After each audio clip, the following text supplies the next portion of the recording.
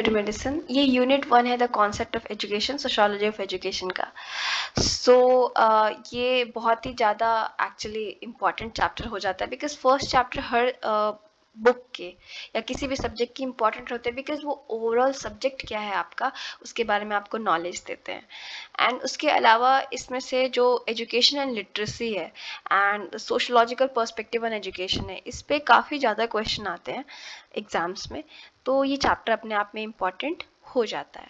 और introductory chapters को तो वैसे भी नहीं छोड़ना चाहिए। तो बेसिकली हम समझते हैं कि एजुकेशन एंड लिटरेसी क्या होता है। तो जो एजुकेशन शब्द है वो लैटिन के वर्ड एडुकेयर से निकला है, ठीक है, जैसे कि हमारे चैनल का नाम एडु मेडिसिन है, ये एडुकेयर से निकला है। इसका मतलब होता है किसी चीज़ को डेवलप करना या ब्रिंग अप करना, ठीक है, टू ब्रिंग अप। अगर सिंपल भाषा में समझे तो शिक्षा का मतलब जो होता है, एजुकेशन का मतलब होता है किसी चीज़ को बड़ा करना, डेवलप करना, ठीक है। इसका एग्जाम्पल लें कि कोई भी इंसान जब शिक्षा प्राप्त करता है तो वो मिच्योर हो जाता है, सोसाइटी को समझता है, सोसाइटी में कैसे हिस्सा लेना है उसको समझता है। पीटर्स हमें एक्सप्लेन करते हैं कि जैसे इंडस्ट्रियलाइजेशन आता है, जब से इंडस्ट्रियल रिवोल्यूशन होता है, तो नॉलेज, स्किल, एजुकेशन, ट्रेनिंग, इन सब चीज़ों की जो ज़रूरत होती है, स्पेशली स्पेशलाइज्ड ट्रेनिंग, वो बहुत ही ज़्यादा आवश्यक हो जाती है। अब रीज़न क्या है, मान लीजिए कि इंडस्ट्रीज से पहले खेती हुआ करती थी, खेती लोग किस तरीके से कर लिया करते थे। तो जब से इंडस्ट्रियलाइजेशन हुआ तो मशीन आने लगी, उसके बाद एक फेज़ आता है जिसमें कंप्यूटर्स और ये सब चीज़ें आ गई, जहाँ पे बिना नॉलेज के, पढ़ाई लिखाई के, ट्रेनिंग के आप नहीं काम कर सकते हैं। इसीलिए हमें स्कूल जैसे एक इंस्टीट्यूशन की ज़रूरत पड़ी, जहाँ पे छोटे ही उम्र से हम एजुकेशन को सिखा सकते हैं, स्किल सिखा सकते हैं। अब लाइक लोग इंजीनियर बनने क्यों जाते हैं, डॉक्टर क्यों बनने जाते हैं, वो एक स्किल है ना, स्किल से वो आगे कंटिन्यू करेंगे काम करना। और समय के साथ एजुकेशन का जो स्कोप था वो बढ़ता गया, जैसे जैसे डिमांड इसकी बढ़ती गई। अगर हम बहुत ही ब्रॉडर सेंस में देखें तो एजुकेशन का मतलब क्या होता है, moral, intellectual and spiritual development of a person, कि मॉरल, इंसान का जो कैरेक्टर है वो भी अच्छे से डेवलप हो रहा है, ब्रेन भी डेवलप हो रहा है, आध्यात्मिक तौर से भी वो डेवलप हो रहा है, मतलब ओवरऑल डेवलपमेंट जो है शिक्षा इंसान का करती है। अगर हम रेनेसांस फेज़ देखें, जो कि इतिहास का बहुत ही महत्वपूर्ण फेज़ माना जाता है, तो उस टाइम पे शिक्षा की जो मोटिव था या शिक्षा जिस पे एम्फेसिस डालती थी, कहती थी कि ऐसे करना है, तो कहा जाता था कि लैटिन के साथ एक क्लासिकल भाषा सीखिए। देखिए रेनेसांस का अगर हम निचोड़ या आइडिया समझें, जो तो वो था कि किस तरीके से हम अपने पास्ट को समझ के जो समाज में ऐसी कुरीतियां हैं इन सब को हटाएं और पास्ट को फिर से जीवित करके उसको अप्रिशिएट करें, लेकिन जो मॉडर्निटी है उसको भी अपनाएं, ठीक है। तो इस टाइम पे था कि आप लैटिन भाषा सीखिए, क्लासिकल लैंग्वेजेस सीखिए, क्लासिक लिटरेचर सीखिए, और बच्चों के अंदर जो टीचर थे वो बहुत ही ह्यूमन सेंट्रिक नॉलेज दे रहे थे बच्चों को। देखिए इससे पहले का समय था वो गॉड सेंट्रिक था, हर चीज़ गॉड के आसपास, रेनेसांस के पहले जो होता, प्रबोधन बोला जाता है इसको हिंदी में, इससे पहले का जो फेज था वहाँ पे सब कुछ भगवान से संबंधित था, किसी को भी कुछ भी सजा दे दो, मार दो,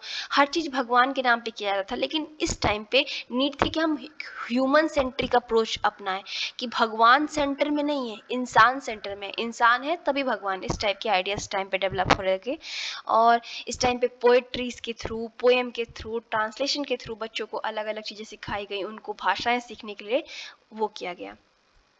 उसके बाद जो 1423 का जो इन्वेंशन था प्रिंटिंग प्रेस का, जिससे किताबें छपने लगी, मुझे लगता है कि इतिहास का सबसे सबसे महत्वपूर्ण कोई चीज़ थी तो प्रिंटिंग प्रेस का डेवलपमेंट था। इससे क्या हुआ कि किताबों की बहुत पहले हाथों से लिखी जाती थी पुस्तक, तो बहुत ही कम लोगों के पास एक पुस्तक पहुंच सकती थी। अब तो मिलियंस में कॉपी निकलती है एक बुक की और सब लोग उसे पढ़ सकते हैं। अब तो इंटरनेट के आने से पीडीएफ फॉर्म भी अवेलेबल हो गए, पर ये उस टाइम पे बहुत बड़ा वो था, जिससे बुक्स छपने लगी, हर कोई को नॉलेज अब बस पढ़े लिखे या प्रीस्ट जो हुआ करते थे, यूरोप के केस में देखें तो प्रीस्ट के पास ही शिक्षा का अधिकार था या उन्हीं की पहुंच थी, बिकॉज उनके पास पैसा था, या राजा के पास, और हमारे यहाँ भी देखें तो ब्राह्मण और क्षत्रियो को था। तो इसके बाद क्या हुआ कि शिक्षा अब एक्सक्लूसिव नहीं थी कि बस एक ही क्लास के पास शिक्षा का अधिकार है, अब किताबें सब तक पहुंच सकती थी। उसके बाद अपनी भाषाओं में जो थी बुक्स वगैरह आने लगी, जिससे कि क्या होता था कि अगर हम बाइबल का एग्जाम्पल है तो बाइबल भी ऐसे कठिन भाषा में थी जिसे आम जनता नहीं पढ़ पाती थी, लेकिन वर्नाकुलर मतलब जो भी भाषा आम भाषा लोगों की बोलचाल की थी उसमें बुक्स वगैरह छपने लगी। ठीक है, तो ये बहुत ही बड़ा एक योगदान है प्रिंटिंग प्रेस का कि आज के टाइम पे हम इतनी बुक्स पढ़ सकते हैं। उस देखिए, जो लिटरेसी और एजुकेशन शब्द है उसको हम कई बार एक दूसरे के जगह पे इस्तेमाल करते हैं, लेकिन अगर हम एजुकेशन और लिटरेसी को देखें, दोनों के कॉन्सेप्ट को, तो काफ़ी इनमें अंतर है। देखिए, लिटरेसी का मतलब क्या होता है? पढ़ने की स्किल, लिखने की स्किल, मैथ करने की स्किल। ठीक है, एक स्किल पे फोकस करते हैं। जहाँ शिक्षा का मतलब होता है, जैसे कि एजुकेशन का मतलब शिक्षा होता है, लिटरेसी का मतलब होता है साक्षरता। तो देखिए, साक्षरता शिक्षा से ही संबंधित नहीं है, किसी भी चीज में आप साक्षर हो सकते हैं। आजकल एक वर्ड बोला जाता है कंप्यूटर लिटरेसी। आप कंप्यूटर में साक्षर हैं, आपको कंप्यूटर का ज्ञान है। ठीक है, किसी पर्टिकुलर फील्ड में, किसी स्पेसिफिक फील्ड में आपका ज्ञान होना। तो लिटरेसी कैंपेन था वो थ्रू आउट पूरे मतलब हर जगह, हर देश में इस तरीके के कैंपेन चलाए गए, गवर्नमेंट द्वारा, नॉन गवर्नमेंट ऑर्गेनाइजेशन द्वारा, एनजीओ द्वारा, इंटरनेशनल ऑर्गेनाइजेशन द्वारा, कि लोगों को पढ़ने लिखने की जो कला है, जो स्किल है, वो सिखाया जा सके, जिससे उनको अच्छी नौकरी, अच्छा फ्यूचर मिल सके। ठीक है, उसके बाद यूनेस्को जैसे ऑर्गेनाइजेशन जो कि वर्ल्ड लेवल पे काम करते हैं, वो भी ज़्यादा से ज़्यादा लोगों को लिखने पढ़ने के लिए मोटिवेट करने लगे। मास एजुकेशन कैंपेन भी चलाए गए इस टाइम पे, जिससे लोग ज़्यादा से ज़्यादा लोग साक्षर हो सके, जिनको अक्षर का ज्ञान, आजकल तो केवल साक्षरता नहीं, कंप्यूटर की साक्षरता और बहुत सारे फील्ड की साक्षरता की आवश्यकता होती है। उस टाइम पे तो यही बेसिक था कि भाई लोगों को पढ़ना लिखना मैथ्स ये सब करना सिखा दिया जाए। अगर हम 1970 की कॉन्सेप्ट ऑफ लिटरेसी की बात करें तो वो बहुत, अब जब जो मैं भी आपको एक्सप्लेन करी थी, वो वाइडन हो गया, बढ़ गया। लिटरेसी शब्द का जो मतलब था वो बहुत बढ़ गया। ठीक है, फेरे का जो था literacy as a educational process, ये जो है फेरे वो बोलते हैं कि लिटरेसी को एक एजुकेशनल प्रोसेस है। एजुकेशनल प्रोसेस शिक्षा का वो प्रोसेस है, समय के साथ चलता रहेगा। एंड इसका जो चीफ कंसर्न था, जो इसका मेन काम था, कि लोगों को इनकरेज करना, क्या कि क्वेश्चन करें।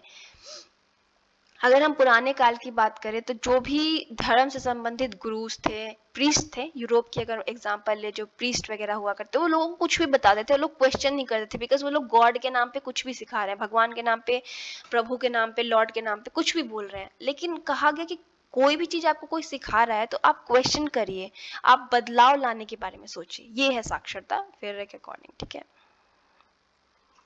तो जैसे कि एक जो लिटरेसी है उसको इवॉल्विंग कॉन्सेप्ट कहा जाएगा, जो बदल रहा है, समय के साथ डेवलप हो रहा है। ठीक है, और ये बहुत ही डायनेमिक है। जैसे कि देखिए, ये लिटरेसी जो होता है वो ना ही नेगेटिव है ना पॉजिटिव है। ठीक है, और जैसे मैंने आपको एक्सप्लेन किया, इसका जो स्पेक्ट्रम है ना वो बहुत डेवलप हो गया, स्पेशली कम्युनिकेशन, जो मीडिया जो आ चुकी है, टीवी आ चुका है, रेडियो आ चुका है, कंप्यूटर्स, मोबाइल फ़ोन, ये सब चीज़ें आने से ये और बड़ा हो गया है। अब केवल पेपर बेस्ड लिटरेसी यानी पढ़ना लिखना ही आवश्यक नहीं है, कंप्यूटर लिटरेसी, उसके बाद कोई और काइंड ऑफ जो कंप्यूटर संबंधी आईटी लिटरेसी, ऐसी बहुत सारी, इंजीनियरिंग की लिटरेसी। लिटरेसी मतलब स्पेशलाइजेशन, मतलब साक्षरता, उस चीज़ का आपको प्रॉपर ज्ञान। ठीक है, आई होप कि आपको समझ में आ गया हो, तो होना चाहिए। अब एजुकेशन क्या करता है, हमें प्रिपरेशन करता है सोशल रोल का। ठीक है, अब जब बच्चे पढ़ते हैं तो उनके अंदर मॉरल वैल्यूज आती हैं, जिससे समाज चल सके। देखिए, ये फंक्शनलिस्ट व्यू है। फंक्शनलिस्ट लोग सोचते हैं कि शिक्षा जो होता है वो समाज को मेंटेन रखने में काम करता है। आप अपने बच्चों को सिखाएंगे कि वो किस तरीके से समाज, अब मान लीजिए कि आपका बच्चा चोर बन गया और सबके बच्चे चोर और इस टाइप की ही चीज़ें बन गए, तो क्या आपको लगता है ये समाज टिक पाएगा? समाज गर्त में चला जाएगा, समाज खत्म हो जाएगा। ठीक है, तो समाज को बनाए रखने के लिए, समाज में बैलेंस बनाए रखने के लिए मॉरल एजुकेशन, अच्छे से बिहेव करना, अच्छा कैरेक्टर डेवलप करना, तभी सोसाइटी जो है वो चल पाएगी। इसलिए एजुकेशन बहुत ज़्यादा इंपॉर्टेंट है। सोक्रेट्स और प्लाटो, जो बहुत ही मेजर थिंकर्स फिलोसफर्स हैं, वो भी बोलते हैं कि जो लाइफ है उसमें आपको अगर हैप्पीनेस और फुलफिलमेंट चाहिए तो आपको इस टाइप की शिक्षा, मोरालिटी की आवश्यकता है।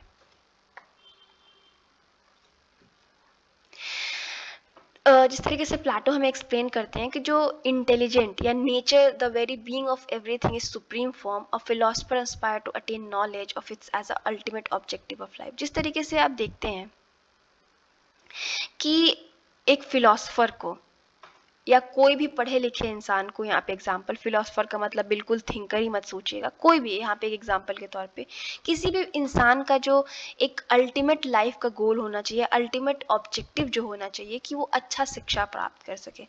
आपने देखा है कि जिसके पास भी शिक्षा ना हो या जो शिक्षा को लेके इतना वो ना हो, शिक्षा देखिए यहाँ पे एक नॉर्मल टर्म में मत लीजिएगा, पढ़ाई लिखाई से एक स्किल, एक बेहतर जीवन बनाने की। कई बार ऐसा होता है कि लोग जो किताबी नॉलेज नहीं रखते पर जीवन की नॉलेज रखते हैं, ठीक है। तो लर्निंग और नॉलेज है ना, वो होना चाहिए इंसान के अंदर, मतलब बेसिक बात ये की जा रही है। तो जो कि बहुत ही फेमस बुक है रिपब्लिक, उसमें जो प्लेटो हैं वो डिवाइड करते हैं सोसाइटी को 3 डिफरेंट डेवलपमेंट में, इंटेलेक्चुअल प्लस। फर्स्ट चीज प्लूटो ने क्या किया कि उन्होंने डिवाइड कर दिया सोसाइटी को, किस चीज़ से कि कितना ब्रेन उनका डेवलप हुआ है, कितना उनकी नॉलेज है। तो सबसे पहली कैटेगरी वो देखते हैं इंटेलेक्चुअल राजाओं की, जो राजा बुद्धि वाले हैं, और दूसरे फिलोसफर्स किंग्स की, ठीक है। उसके बाद मिलिट्री वगैरह के डिफेंडर्स जो होते हैं, और वर्कर्स जो सामान प्रोड्यूस करते हैं, खेती करते हैं या और कोई सर्विस प्रोवाइड करते हैं, ठीक है। तो उसके हिसाब से हर कैटेगरी के हिसाब से शिक्षा होनी चाहिए, हर कैटेगरी के हिसाब से करिकुलम होना चाहिए, जिसके हिसाब से जो जिसका काम है वो सीख सके प्रॉपरली। लेकिन उनको लगता है कि जो स्टेट है, जो गवर्नमेंट है, वो इस तरीके की शिक्षा या इस तरीके का एजुकेशनल करिकुलम देने में कहीं ना कहीं नाकामयाब है। मतलब जिसको, एक कहावत नहीं है, जिसका काम उसी को साजे, ठीक है। तो उसी तरीके से कि उन्होंने ग्रुप में डिवाइड कर दिया कि हर किसी को उसके हिसाब से पढ़ाया जाए, लेकिन स्टेट इसको कर पाने में फेल हो गई है, ये कहना चाहते हैं, ठीक है। उसके बाद वो एक और टॉपिक हम जो देखेंगे वो है education as a cultivation of reasoning ability, reasoning ability, okay. अब रीजनिंग का मतलब क्या होता है? तो रीजनिंग का मतलब किसी भी चीज को सोचना, समझना, करना लॉजिकल तरीके से। मतलब रीजनिंग का मतलब सोच विचार के, लॉजिक लगा काम करना, बिना लॉजिक के नहीं, ठीक है। तो उसके बाद कई जगह लॉजिक काम भी नहीं करता बट फिर भी जीवन में रीजनिंग की बहुत आवश्यकता है। तो जो प्लेटो का बिलीव था कि all knowledge lies इनेट with in the individual, ये इसके कॉन्ट्रास्ट में प्लेटो का बिलीव था कि हर इंसान के अंदर जितनी भी आवश्यकता है नॉलेज की, वो होती है, पहले से ही होती है, ठीक है। फिर उसको थोड़ा सा इम्प्रूव करने की ज़रूरत है। एरिस्टोटल बोलते हैं कि ना, नॉलेज जो है हम किससे, सेंस ऑफ परसेप्शन से लाते हैं। सेंस ऑफ परसेप्शन क्या? विचारधारा बेसिकली। जब कोई बच्चा होता है वो छोटी मोटी चीज़ों को देखता है, ऑब्जर्व करता है, तो उससे उसकी जो 5 सेंसेस है वो एक्टिवेट होती हैं, और इससे उसका जो डेवलपमेंट है आसपास की चीज़ों को देखने से, समझने से, उसके प्रिंसिपल बनते हैं। और फिर वो प्रिंसिपल से क्या बनता है? उनका अंडरस्टैंडिंग बनता है, और फिर एक्सप्लेनेशन मिलता है या वो खुद को एक्सप्लेन करते हैं, ठीक है। मतलब कहने का मतलब ये है कि जब बच्चे होते हैं वो आसपास से देखते हैं, उससे रीजनिंग डेवलप करते हैं, रीजनिंग से वो समझते हैं, ठीक है। इस तरीके से एरिस्टोटल कहते हैं, जबकि प्लेटो कहते हैं कि सब कुछ हमारे अंदर है, बस उसको इम्प्रूव करने की ज़रूरत है। Process of arriving at a general conclusion from specific or particular observation is known as inductive reasoning. Inductive reasoning क्या होती है? ये बहुत ही important एक्चुअली आपके मैथडोलॉजीज में भी होता है। मैथडोलॉजीज जो आप फर्स्ट ईयर में पढ़ के आ चुके हैं और आगे आप यूजीसी नेट देंगे तो उसमें भी हेल्प करेगा। क्योंकि जैसे आपने कुछ चीज नोटिस किया, ठीक है, कि मान लीजिए कि एग्जाम्पल लेते हैं हम, कि आजकल आपके बगल से एक लड़की है, वो डॉक्टर है, ठीक है। तो आपने देखा एक स्पेसिफिक केस कि एक पर्सन, एक पहले आप देखते आए हैं कि बहुत सारे लड़के डॉक्टर हैं, बट आप देख रहे हैं कि आपके बगल से एक लड़की डॉक्टर है। तो आपकी जो थिंकिंग हुई, आपने एक स्पेसिफिक या जर्नल केस देखा, उससे कहा कि नहीं, आजकल लड़कियां भी डॉक्टर बन रही हैं। तो आपने एक स्पेसिफिक केस को देखा, जिससे एक आपने जर्नल रूल बनाया, एक जर्नल कंक्लूजन निकाला कि आजकल लड़कियां भी डॉक्टर बन रही हैं, बिकॉज आपके बगल में एक एग्जाम्पल था।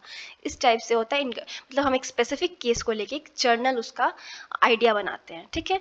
जैसे कि एक जर्नल आइडिया ले लेते हैं, भले थोड़ा सा वो है कि पर्टिकुलर, ऐसे कई बार न्यूज़ में नहीं आता कि पर्टिकुलर स्टेट है जो बिल्कुल सेफ नहीं है लड़कियों के लिए, क्योंकि वहाँ पे एक दो केसेस हमें देखने को टीवी पे मिल जाती हैं। तो हमने स्पेसिफिक केस देख के एक जर्नल आइडिया बनाया कि भाई ये पूरा स्टेट ही सेफ नहीं है, ठीक है, इसे इंडक्टिव रीजनिंग कहते हैं। उसके बाद यहाँ पे भी एक एग्जांपल दिया कि एक बच्चा जो है वो एक छोटे से वो जो होते हैं कली, उसको देखेगा कि उससे फूल बन रहा है समय के साथ। पहले कली बनी, फिर कली से फूल बना, तो वो एक टाइम पीरियड के बाद ये समझ जाएगा कि गार्डन में सारे फूल खिल जाएंगे, पहले कली आएगी फिर फूल आएंगे, ठीक है। तो एक रूल्स, मतलब एक चीज स्पेसिफिक से देख के उसने एक जर्नल रूल बना दिया। Like Plato, Aristotle believe that the control of education should lie with the state. दोनों, एरिस्टोटल और प्लेटो दोनों बिलीव करते थे कि जो एजुकेशन को जो कंट्रोल करना चाहिए वो स्टेट को करना चाहिए, ठीक है। फिर स्टेट अपने हिसाब से वो जिस प्रकार से सिटीजन, जिस प्रकार से अपनी जनता को एक गवर्नमेंट, एक स्टेट बनाना चाहता है, एजुकेशन के थ्रू बना पाएगा। इस पे बहुत डिटेल आपको डिस्कशन 5th चैप्टर में मिलेगा, और बहुत ही अच्छा 5th चैप्टर है। 5th चैप्टर से क्वेश्चन भी आते हैं, मैं जल्दी उसका भी वीडियो अपलोड कर दूंगी। ऑलरेडी एक वीडियो होगा अगर आप ये वीडियो देख रहे हैं तो, चाहिए हो तो, और एक मैं डिटेल वीडियो भी अपलोड कर दूंगी। सो बहुत ही इंटरेस्टिंग है कि स्टेट किस तरीके से कंट्रोल करता है एजुकेशन के थ्रू लोगों को, ठीक है। गवर्नमेंट स्टेट एक ही बात समझ के चला करिए, ठीक है।